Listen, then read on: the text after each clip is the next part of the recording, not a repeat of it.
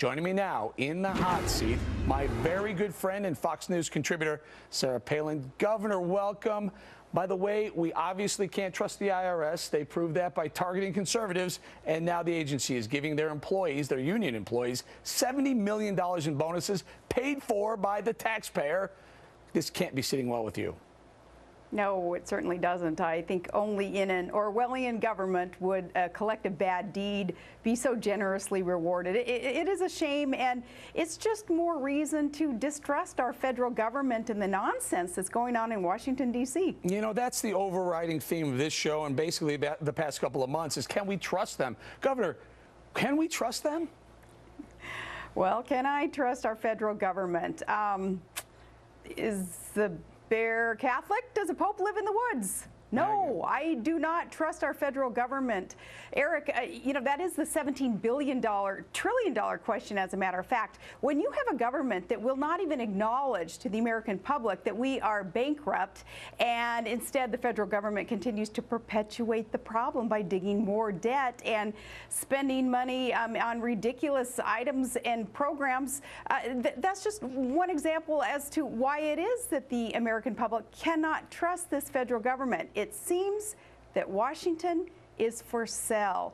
And we have so many examples, even in the recent weeks, Eric, that lead people to understand and acknowledge that we all need a very, very healthy distrust of our federal government. Governor, this week the Tea Party suggested maybe it's time to abolish the IRS. What do you think of that idea?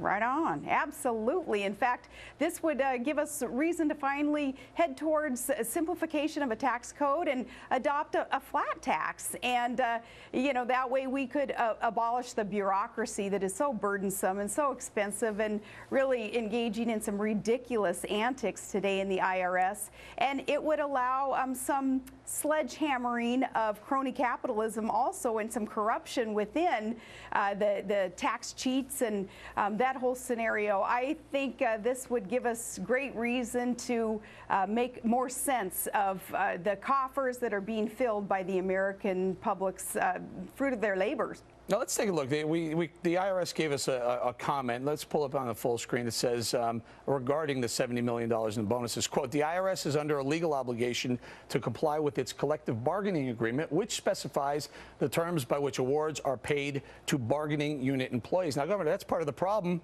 It's a federal government program. We're paying their salaries, yet they're a union. Does this not, like, drive you crazy?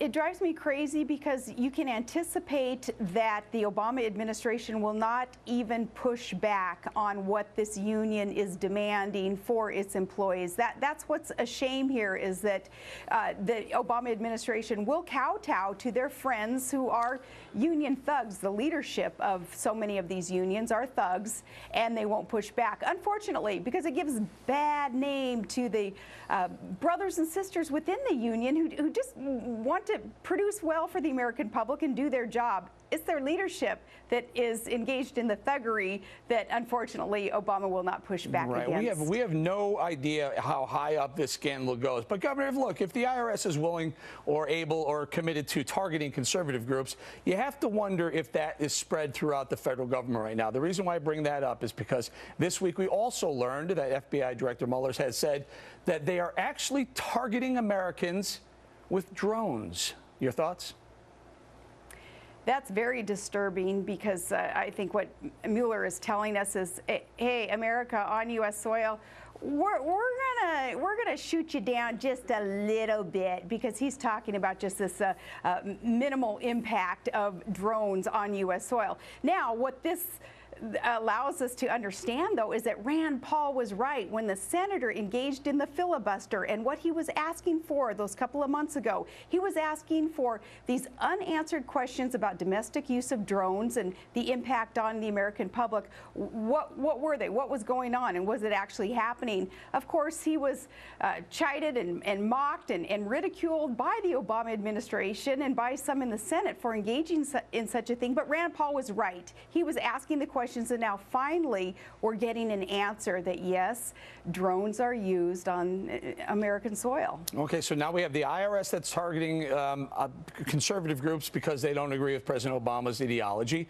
We have the FBI who's targeting certain Americans. We don't know who they're targeting. They said very limited uses, et cetera, but he didn't specify who and why they were using the drones.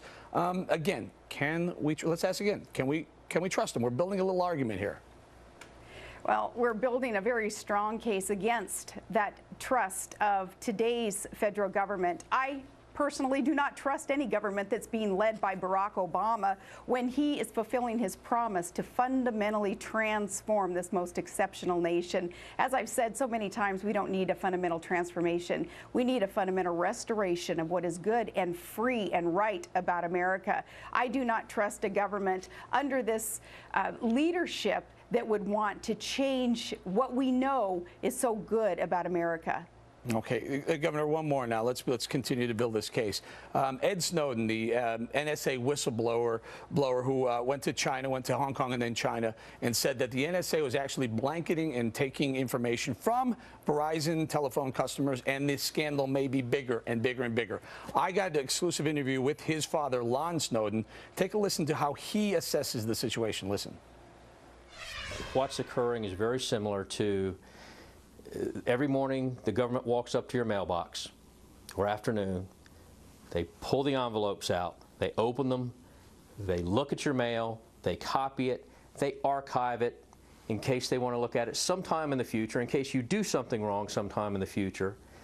They reseal the envelopes, they put them back in your mailbox, and they do it every day over and over and over again.